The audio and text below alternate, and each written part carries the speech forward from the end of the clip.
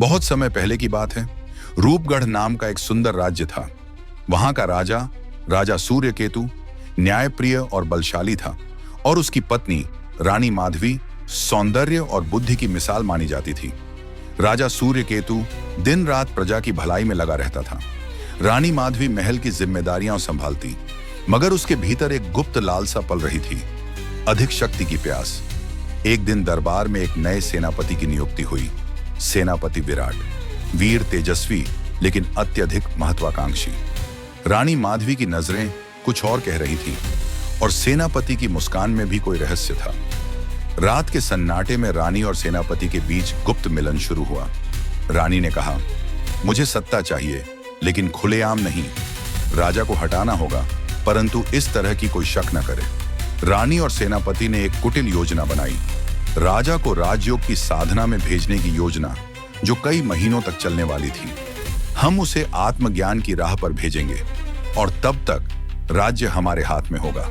रानी ने राजा से कहा, स्वामी, आप महान हैं। अब समय है कि आप राजपाट छोड़कर आत्मज्ञान की ओर बढ़ें। राजा ने विश्वास किया और राज्य की जिम्मेदारी रानी और सेनापति को सौंपकर कुटिया में तपस्या के लिए चला गया। राजा के जाते ही दरबार में परिवर्तन आने लगे। न्याय की जगह डर, नीति की जगह लालच। रानी ने कहा, अब रूपगढ़ का शासन नए युग में प्रवेश कर रहा है। मेरे युग में गांवों में कर बढ़ गए, किसानों पर अत्याचार शुरू हुए। एक वृद्ध स्त्री ने मंदिर में कहा, जिस दिन राजा की आंख खुलेगी प्रलय आएगा। लेकिन तब तक रानी को लगा कि उसकी जीत सुनिश्चित है। राजा की तपस्या के बीच एक दिन महान संत गुरु वशिष्ठ वहां आए। उन्होंने कहा, राजा सूर्यकेतु, आंख खोलो। तपस्या अधूरी नहीं, पर राज्य डगमगा रहा है। तुम्हें वापस लौटना होगा। राजा ने गुरुदेव की बात मानी और वापस रूपगढ़ की ओर निकला, लेकिन आम आदमी के भेष में। राजा ने गांवों का हाल देखा, भूख, अन्याय और रानी की मूर्तियां हर गली में। उसने समझा माधवी ने विश्वासघात किया और सेनापति विराट ने उसे साथ दिया।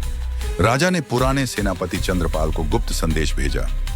एक सप्ताह बाद पूर्णिमा की रात, समय होगा न्याय का। रानी माधवी ने रूपगढ़ उत्सव की घोषणा की, एक भव्य आयोजन जिसमें वह खुद को राजमाता घोषित करने वाली थी। उसी रात उत्सव में एक नर्तक आया, सफेद नकाब में, शक्तिशाली नृत्य करता हुआ। लेकिन हर मूवमेंट के साथ रानी की आंखों में भय उतरने लगा। वो चालें, वो नजरें, कुछ जाना पहचाना था। नाच खत्म होते ही नकाब उतरा। हॉल में सन्नाटा। रानी और सेनापति स्तब्ध रह गए। राजा ने दरबार लगाया। सबूत प्रस्तुत हुए, चिट्ठियां, गुप्त साक्ष्य और गवाह। रानी बोली, स्वामी, ये सब तुम्हारे लिए ही किया ताकि तुम मुक्त हो सको। लेकिन उसकी आंखों में पछतावा कम, चालाकी अधिक थी। सेनापति विराट को मृत्युदंड मिला। उसने अंतिम शब्द कहे।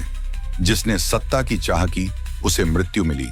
राजा ने रानी को कारावास का दंड दिया, जीवन भर एकांत में रहने का।